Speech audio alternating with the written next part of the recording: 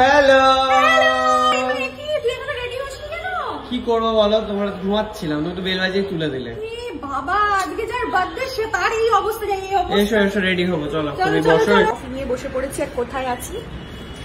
Hello, এসছি হচ্ছে সুকান্তর বাড়িতে, কারণ আজকে সুকান্তর বার্থডে। ওর সঙ্গে দেখা করতে এসছি। আমি এসে দেখছিলাম দুজনে মিলে ঘুমোচ্ছিল। তারপরে জন্মদিন সেলিব্রেট কর, আমি এসে গেছি। খাবার বানিয়ে খেতে তো অনেক দেরি হয়ে গেছে। সুকান্ত বলে চল ঘুমিয়ে নি, বলে ও ঘুমাচ্ছিল, আমি কনস্ট্যান্টলি ফোন দেখছিলাম কে কখন আসছে, কাকে কাকে ডেকেছি। কিন্তু আমার পাংচুয়ালিটিটা বল। এই প্রথম বাঙালি যে অন টাইম চলে আসে। বাঙালি নামে কলঙ্ক তুমি। হ্যাঁ, ও অবাক হয়ে গেছে, 6:30 বলে 6:30তেই চলে এলো। ऐसे कैसे हो गया? প্রথম বাঙালি নামে সত্যি কলঙ্ক তুমি। যাই হোক, তো এখনো দুজনে মিলে রেডি হবে। এখন একটু কফি টফি খেয়ে ঘুম টুম ভাঙাচ্ছে। আর যেহেতু আমি এসেছি অতিথি, আমাকে সবার আগে কফি বানিয়ে দিয়েছে। আর এখান থেকে আমি ওদের পুরো সেলিব্রেশনটাই থাকতে পারবো না, ওই জন্যই আমি একটু তাড়াতাড়ি এসেছি। সবাই হয়তো একটু লেটে আসবে, আমি তাড়াতাড়ি এসেছি কারণ এখান থেকে আমার আরেকটা জায়গায় যাওয়ার আছে। আজকে আরেকটা পার্টি আছে, জি থেকে একটা যে অ্যাওয়ার্ড শোটা হয়েছিল তার একটা আফটার পার্টি আছে আজকে, তো সেখানে যাব। তো সেখানে অনন্যারও ইনভিটেশন আছে, কিন্তু অনন্যা যেতে পারবে না, কারণ বুঝতেই পারছো বাড়িতে বার্থডে সেলিব্রেশন হবে, সব গেস্ট আসবে, সেখানে ও তো অবভিয়াসলি যেতে পারবে না। সুকান্ত এখন বাথরুমে গেছে রেডি হতে, ও রেডি হয়ে আসলে তারপর আমরা একটু গল্প করব। আর খালি হাতে আসিনি, গিফট নিয়ে এসেছি, সেটাও দেবো। দুজন বেরোলে হবে না? না, চলে তো যেতেই হবে, আরেকটা পার্টিতে যেতে হবে। না, আরেকটা পার্টিতে যেতে হবে বলছি না, দুজনে মিলে রেডি। তাড়াতাড়ি কেউ যায় না, রিয়েল পার্টিতে কেউ তাড়াতাড়ি যায় না। ও আবার বলছে আসার সময় ঢুকবে। হ্যাঁ, ইচ্ছে আছে। এই হচ্ছে জন্মদিনের গিফট ঢুকছে হাড়ি করায়।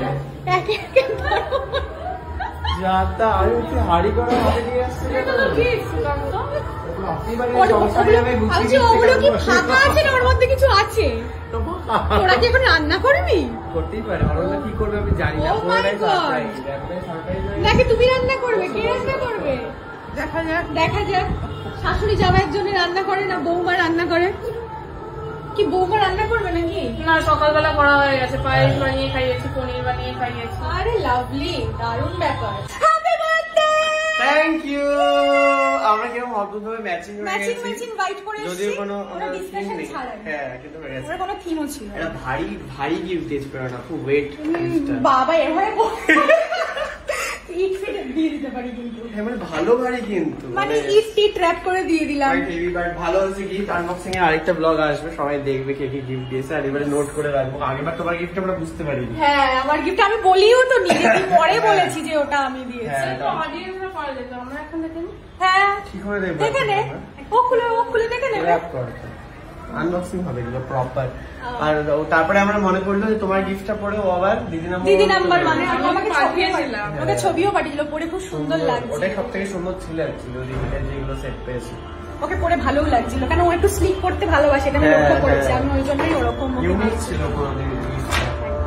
সিলভার গোল্ড মেশানো ছিল। হ্যাঁ হ্যাঁ হ্যাঁ হ্যাঁ, ওই জন্য মানে গোল্ডেন এর সাথে আমরা যখন ওটা দোকানে কিনতে গেছিলাম, আমাকে প্রথমে যেগুলো দেখাচ্ছিল আমার পছন্দ ছিল না, তারপর যখন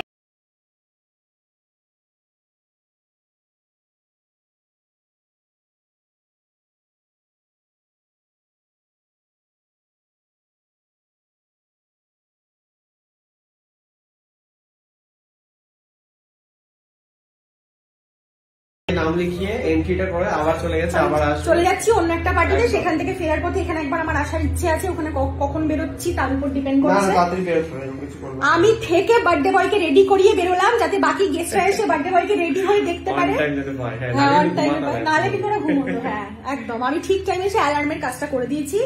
আর হচ্ছে বার্থডে বয়ের বউ এখনো রেডি হচ্ছে, কিন্তু আমি আর ওয়েট করবো না, আমি এখন বেরিয়ে যাচ্ছি। ওকে, চলো bye, once again happy birthday. আবার ওই প্রোগ্রাম থেকে ফিরে যদি আসি, অবশ্যই বাকিটা তোমাদের নয়, এই রাস্তা দিয়ে যেতে হবে বাড়ি। হ্যাঁ সেটা ঠিক। তো আসার পর আবার বাকিটা তোমাদের সাথে শেয়ার করবো।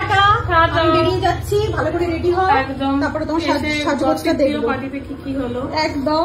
আর চলে এসো ফেরার পথে। ঠিক আছে, I will try my best. চলো টাটা টাটা।